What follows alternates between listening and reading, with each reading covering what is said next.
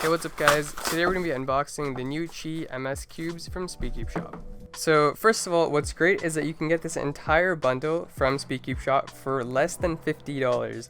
That's pretty awesome for 5 magnetic speed cubes. I think that's pretty amazing. And if you use code Paradox at checkout, you can get an even better deal and help support my channel. So let's go in this order, starting with the 2x2.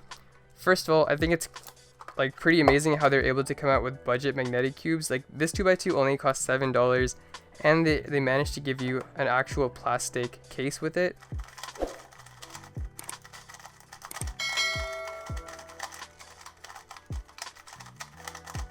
Alright, so this 2x2 is not bad out of the box at all. It's actually pretty good. It corner cuts decently well. It's got an interesting feel to it. It's got a sort of a soft, quiet, and a little bit sandy, dry feel to it. I'd say the magnets are definitely moderate to strong strength because you can definitely tell that they're there. You can even see them through the plastic. An excellent 2x2, and for $7, this is crazy good. Alright, next up, let's take a look at this 3x3. Well, that is fairly smooth and fast feeling. It's like on extremely tight tensions though, for some reason. Like it can't even corner cut this. So definitely looks like it could use a little bit of loosening on the tensions. Okay, loosening the tensions made this much better. You can see that they're a little bit looser, medium to loose tensions. The magnet strength on this cube is about also medium to strong, and it's okay, but it sometimes makes the cube feel a little bumpy if you're trying to turn slowly. That's something that I've been practicing just for my look ahead improvement. But if you're turning fast and aggressively, you don't really notice it, and the cube is pretty good. It also has a bit of a dry-ish, sandy feel out of the box, so I'd recommend adding some lube while you break it in. It doesn't feel cheap quality at all. It's pretty crazy how this is a budget cube. I could never tell that this is a budget cube if I didn't know what the price was. It's literally only $8, and it feels amazing out of the box for the price that it is. This might be the best bang for your buck for a 3x3 that I've seen in a long time. And now moving on to the Pyraminx. I really love the semi-gloss finish that these cubes come with. It just looks and feels so nice in the hands. Wow, okay. Wow, that feels really smooth and quiet. It's a pretty fun Pyraminx to solve on just because the magnets are a pretty good strength on this. It feels very smooth and just overall quite enjoyable to turn on, and I like the color scheme as well. I definitely recommend this to anyone who doesn't want to get a really high-end Pyraminx, and it's also only $8, so for a magnetic Pyraminx, that's pretty awesome.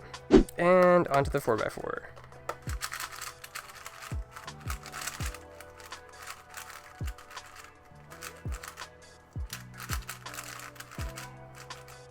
Wow, you can see how strong these magnets are because of how bumpy this turning is. The inner layer magnets are understandably a lot stronger than the outer layer magnets. So yeah, it's got a little bit of that budget cube feel to it, where the plastic feels a little, it's a little hard to describe. I'd say maybe clacky-ish feeling. It's not too much though. I'm just comparing it to the other cubes, which didn't feel like that at all. So it kind of gives you a hint that it's a budget cube. One thing I want to bring up is that I found the color scheme to be very helpful for recognition during the edges on the 4x4. That's where I have the most trouble with 4x4, just recognizing all the edges. So the specific colors they chose for this, the half bright shades, are pretty nice, and I really like them. And finally, onto the 5x5. So the tensions on this are a little bit tighter than what I would normally use on a 5x5. The turning is pretty good though, fairly smooth, and the outer layers have medium to strong magnets. Inner layers probably around the same.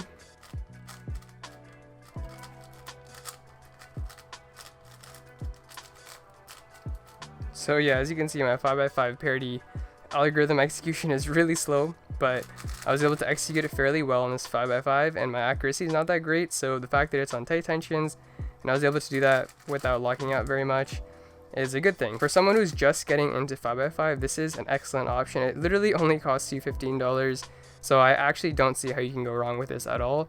compared to a flagship 5x5, which is like $40. So if you're someone who just wants to get their first 5x5 and you actually want a decent 5x5 and you don't want something totally garbage, then go with this. It's actually really good. I think it's pretty safe to say that all 5 of these cubes are my new go-to recommendation for beginner cubers or people looking to get into cubing and they want a suggestion for what cubes they should get. I'd put these on top of my list because they're so cheap, you might as well just get them all and then practice and get really good with them. You can get very fast times with these. And then once you've gotten pretty fast and you want to upgrade, then yeah, you can go with the flagship cube or something, but these are really good starter cubes. Anyway, that was it for this video, guys. I hope you enjoyed it. Thanks for watching, and I'll see you guys in the next one.